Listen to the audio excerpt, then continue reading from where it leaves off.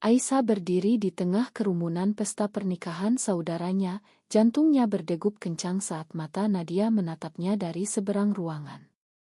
Saat itu, tanpa pikir panjang, dia mendekat dan mencium bibir Nadia dengan penuh gairah, seolah dunia berhenti berputar.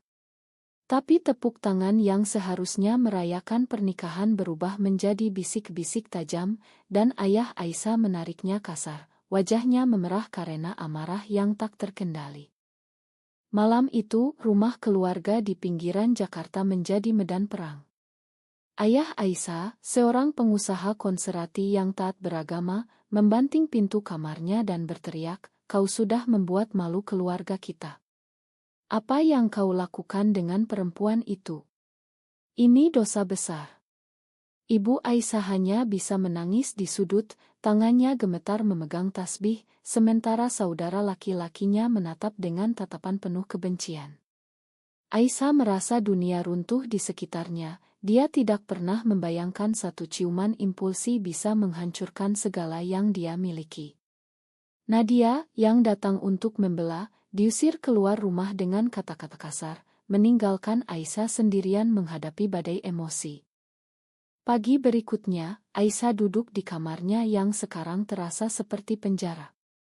Dia ingat bagaimana semuanya bermula 2 tahun lalu, saat dia bertemu Nadia di kampus Universitas Indonesia. Nadia adalah dosen tamu yang cerdas dan karismatik, mengajar mata kuliah sastra dengan semangat yang menular. Aisyah, mahasiswa semester akhir jurusan psikologi, tertarik pada kecerdasan Nadia, tapi lambat laun perasaan itu berkembang menjadi sesuatu yang lebih dalam.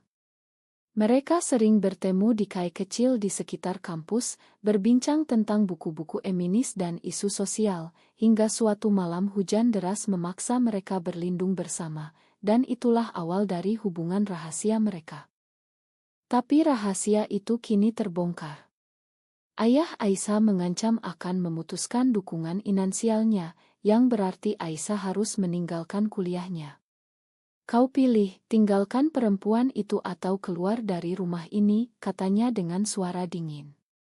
Aisyah merasa terjebak antara cinta dan kewajiban keluarga. Di Indonesia, di mana norma agama dan budaya begitu kuat, hubungan seperti miliknya dianggap tabu. Dia ingat cerita teman-temannya yang diusir keluarga karena orientasi seksual mereka, hidup di jalanan atau bergantung pada pekerjaan rendah. Apakah dia siap membayar harga itu? Nadia meneleponnya sore itu, suaranya penuh kekhawatiran. "Aisyah, kita harus bicara. Aku tidak mau kau kehilangan keluargamu karena aku." Tapi Aisyah tahu, Nadia juga punya beban sendiri. Sebagai guru SMA di sekolah swasta bergengsi, Nadia riskan kehilangan pekerjaannya jika rumor ini menyebar. Di masyarakat yang masih penuh prasangka, guru dengan orientasi non-heteroseksual sering menjadi sasaran diskriminasi. Aisyah merasa bersalah, ciuman itu adalah kesalahannya, dorongan emosi yang tak terkendali di tengah euforia pesta. Malam itu, Aisyah bertemu Nadia di taman kecil dekat rumah. Mereka duduk di bangku kayu, angin malam Jakarta yang lembab menyentuh kulit mereka. "Kenapa kau lakukan itu?" tanya Nadia lembut, matanya penuh campuran cinta dan ketakutan. Aisyah menjawab, "Aku lelah menyembunyikan. Aku ingin dunia tahu betapa aku mencintaimu." Tapi Nadia menggeleng, "Ini bukan saatnya. Keluargamu, pekerjaanku. Kita harus sabar." Percakapan itu berubah menjadi perdebatan sengit, di mana Aisyah menuduh Nadia pengecut, sementara Nadia membela bahwa realitas sosial tak bisa diabaikan begitu saja. Mereka berpisah dengan hati terluka, tapi Aisyah tahu ini baru permulaan dari badai yang lebih besar. Keesokan harinya, saudara Aisyah, Rian, mendatanginya dengan wajah penuh kemarahan. "Kau tahu apa yang kau lakukan? Ibu sakit karena ini. Dia bilang kau sudah dirasuki setan." Aisyah merasa dada sesak, ibunya, yang selalu mendukung diam-diam, kini terjebak di antara suami dan anak. Rian melanjutkan, "Aku sudah cerita ke teman-teman di masjid. Mereka bilang kau perlu pengobatan rohani. Ancaman itu membuat Aisyah gemetar. Di Indonesia, konversi terapi atau pengusiran roh sering menjadi solusi bagi keluarga konserati menghadapi insult. Apakah dia akan dipaksa menjalani itu? Aisyah memutuskan untuk mencari bantuan. Dia menghubungi komunitas online, grup rahasia di media sosial di mana orang-orang seperti dia berbagi cerita. Salah satu anggota, seorang aktivis bernama Lina, menawarkan tempat tinggal sementara di apartemennya di pusat kota. Kau bukan satu-satunya, kata Lina. Banyak yang seperti kita berjuang melawan norma yang menindas.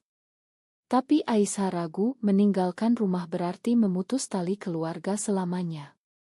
Dia membayangkan hari-hari tanpa ibu, tanpa dukungan ayah yang meski keras, selalu ada. Harga kebebasan tampak terlalu mahal. Sementara itu, Nadia menghadapi masalahnya sendiri. Di sekolah, rumor mulai beredar setelah foto dari pesta pernikahan bocor ke grup alumni. Kepala sekolah memanggilnya, Nadia, kami mendengar hal-hal yang mengkhawatirkan. Sekolah ini punya nilai-nilai moral yang ketat. Nadia berusaha menyangkal, tapi hatinya hancur. Dia mencintai pekerjaannya, membentuk pikiran muda, tapi sekarang semuanya terancam.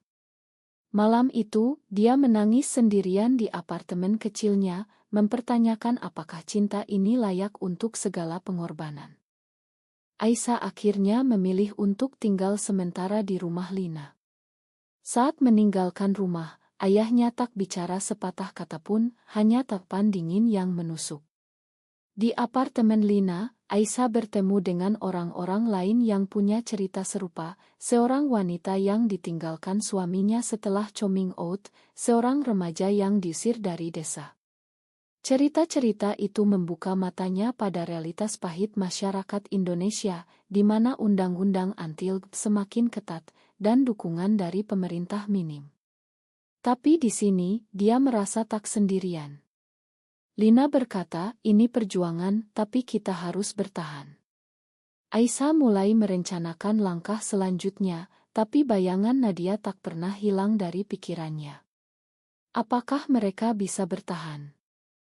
Hari-hari di apartemen Lina terasa seperti pelarian dari mimpi buruk.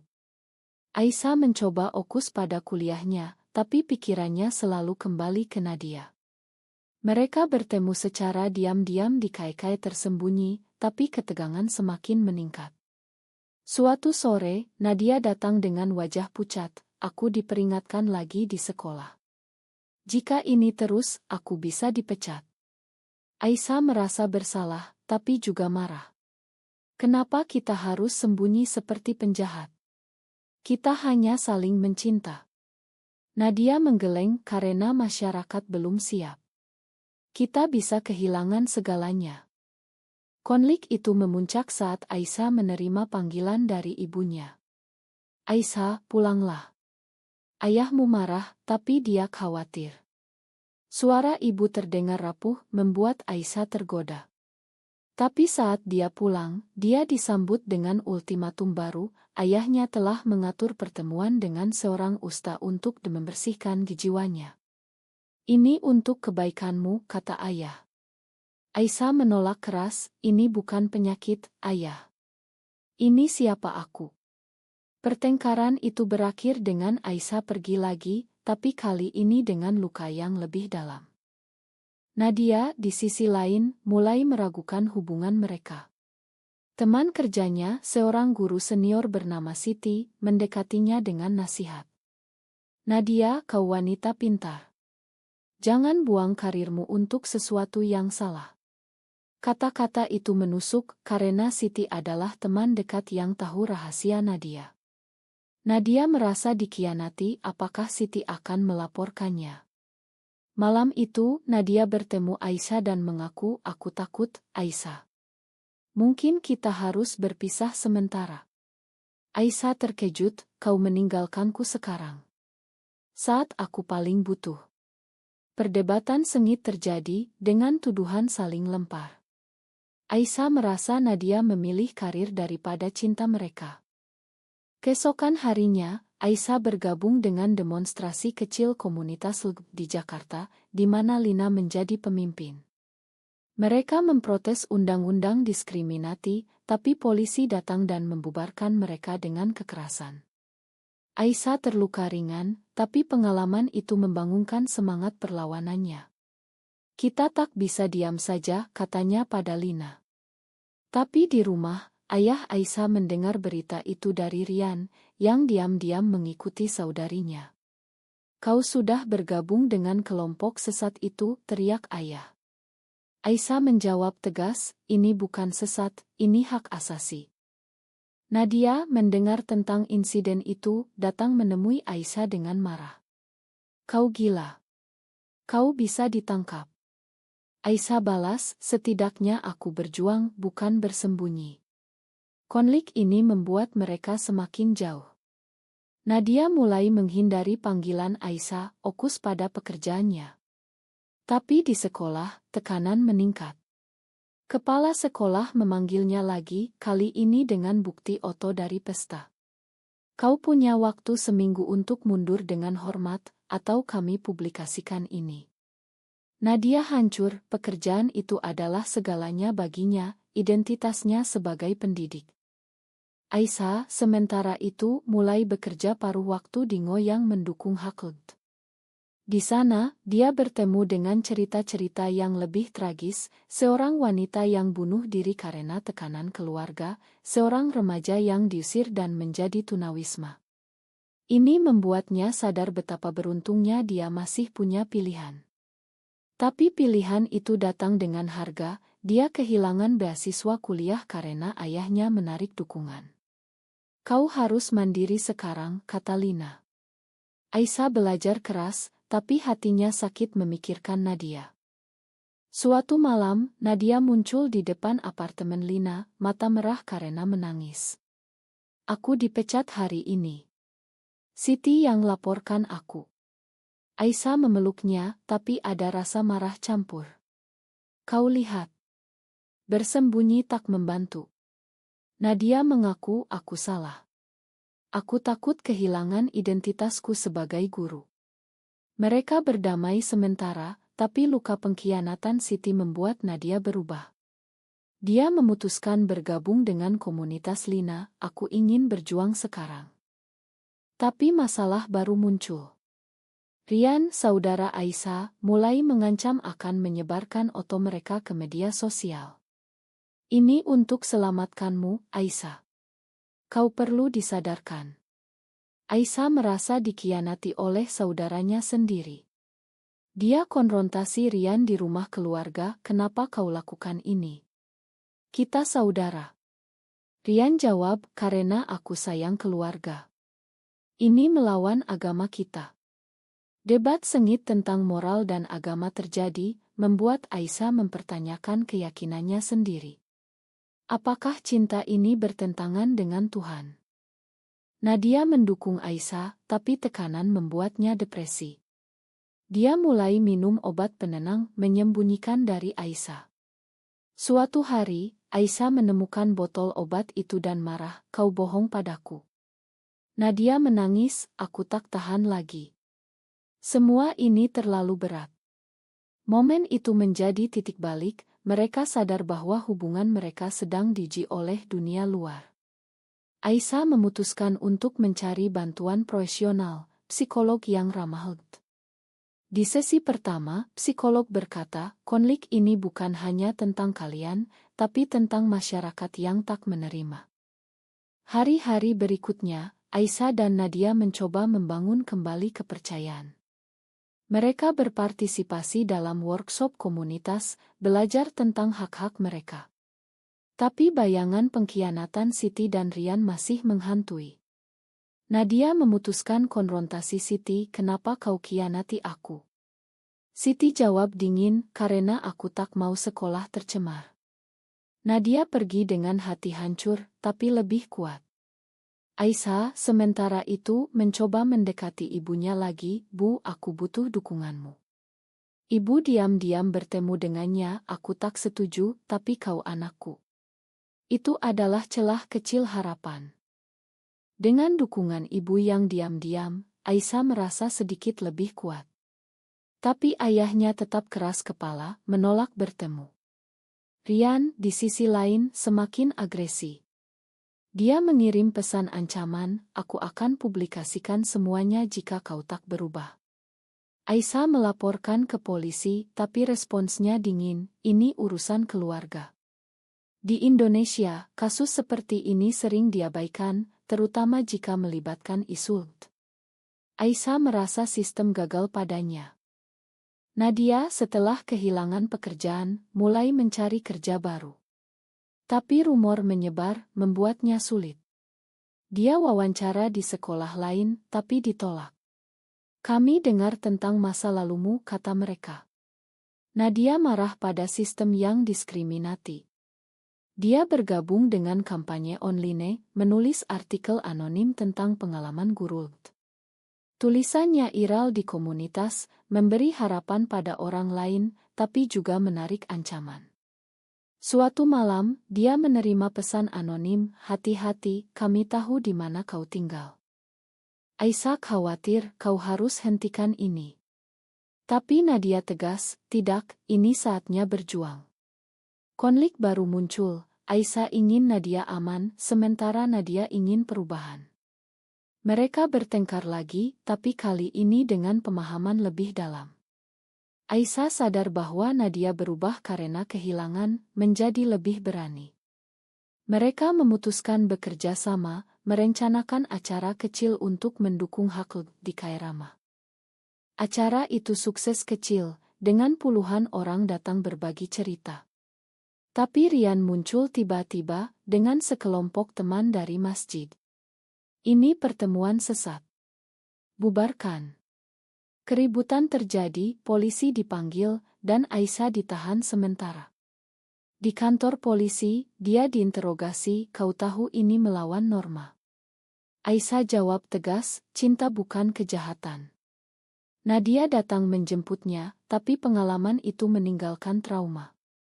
Setelah kejadian itu, ibu Aisyah datang ke apartemen. Aku tak tahan lihat kalian begini. Ayahmu sakit karena ini. Aisyah menangis, Bu, bantu aku bicara dengannya. Ibu setuju, tapi dengan syarat, Aisyah harus janji tak publikasikan lebih lanjut. Ini menjadi dilema moral bagi Aisyah, apakah dia mengorbankan perjuangan untuk keluarga? Nadia mendukung keluarga penting, tapi jangan lupakan siapa kita. Rian merasa menang setelah insiden, mendekati Nadia secara pribadi. Tinggalkan saudariku atau aku akan hancurkan hidupmu. Nadia terkejut, tapi balas, kau tak paham cinta. Rian pergi dengan amarah, tapi kata-kata itu membuatnya ragu. Di rumah, dia bertengkar dengan ayah, mungkin kita terlalu keras, ya. Ayah marah, jangan lemah. Ini soal iman. Konflik internal di keluarga mulai muncul. Aisyah dan Nadia memutuskan pindah ke apartemen baru untuk keamanan. Di sana, mereka membangun rutinitas baru. Aisyah lanjut kuliah dengan beasiswa dari Ngo, Nadia mulai bisnis online mengajar pria. Tapi tekanan emosional tetap ada. Nadia mengalami serangan panik, mengingat pengkhianatan Siti. Aisyah membantunya, kita kuat bersama. Momen intim ini memperkuat ikatan mereka, tapi juga menimbulkan pertanyaan, apakah cinta ini cukup untuk bertahan? Suatu hari, Lina mengajak mereka ke konferensi di Bali. Di sana, mereka bertemu aktivis internasional, belajar tentang kemajuan di negara lain. Ini membuka mata Aisyah pada kemungkinan perubahan. Tapi di konferensi, ada debat panas tentang apakah coming out selalu benar. Seorang pembicara berkata, terkadang bertahan diam adalah strategi. Ini membuat Aisyah mempertanyakan keputusannya di pesta pernikahan. Pulang dari Bali, Aisyah konfrontasi ayahnya lagi. Dengan ibu di sisinya, dia berkata, ayah, aku mencintai Nadia. Ini bukan pilihan, ini siapa aku. Ayah diam lama lalu berkata, aku tak bisa terima. Tapi kau tetap anakku. Itu bukan penerimaan penuh, tapi langkah kecil. Rian melihat perubahan ayah, mulai meminta maaf. Ma, Aisyah. Aku takut kehilanganmu. Rekonsiliasi keluarga mulai terbentuk, tapi rapuh. Nadia terinspirasi, memutuskan menuntut sekolah lamanya atas diskriminasi. Dengan bantuan pengacara dari Ngo, dia mengajukan gugatan. Proses itu panjang dan melelahkan, tapi memberi tujuan baru. Aisyah mendukung penuh, tapi khawatir risiko. Jika kalah, reputasimu hancur. Nadia jawab, setidaknya aku mencoba. Ini menjadi ujian terbesar mereka. Proses pengadilan Nadia menjadi sorotan kecil di media sosial. Beberapa mendukung, tapi banyak yang menyerang. Nadia menerima ancaman online membuatnya paranoid. Aisyah menjaganya, tapi tekanan memengaruhi hubungan mereka. Suatu malam, mereka bertengkar hebat, kau egois. Kau tarik aku ke bahaya ini, kata Aisyah. Nadia balas, ini untuk kita semua. Mereka tidur terpisah, hati terluka. Keesokan harinya, sidang pertama berlangsung. Pengacara sekolah membela, ini soal moral sekolah. Nadia bersaksi dengan suara gemetar, menceritakan diskriminasi. Hakim tampak netral, tapi proses itu melelahkan. Di luar pengadilan, demonstran anti berteriak slogan, membuat Nadia takut. Aisyah memeluknya, kita lewati ini bersama. Rian, yang mulai berubah, datang ke sidang untuk mendukung. Aku salah dulu, katanya pada Aisyah. Ini menjadi momen rekonsiliasi, tapi ayah masih menjauh. Ibu diam-diam datang, memberikan dukungan moral. Keluarga mulai retak, tapi juga menyembuhkan. Aisyah merasa campur aduk, senang dengan dukungan, tapi sedih karena ayah. Siti dipanggil sebagai saksi. Di pengadilan, dia mengaku, aku laporkan karena takut pengaruh buruk pada siswa. Nadia menatapnya dengan kecewa, kau temanku. Pengakuan itu membuat Siti ragu, tapi kerusakan sudah terjadi. Setelah sidang, Siti mendekati Nadia, Ma, aku takut sendiri. Nadia memakan, tapi tak lupakan. Ini mengajarkan Nadia tentang pengampunan dan pengkhianatan. Aisyah sementara itu menghadapi ujian akhir kuliah. Tekanan dari semua sisi membuatnya stres. Dia hampir menyerah, tapi Nadia mendorong, kau kuat. Aisyah lulus dengan baik, tapi pesta kelulusan tanpa keluarga terasa hampa. Dia menelepon ayah, ayah, aku lulus. Ayah diam, lalu berkata, selamat. Itu cukup untuk memberi harapan. Sidang berlanjut dengan bukti baru dari Ngo. Mereka tunjukkan data diskriminasi sistemik di Indonesia.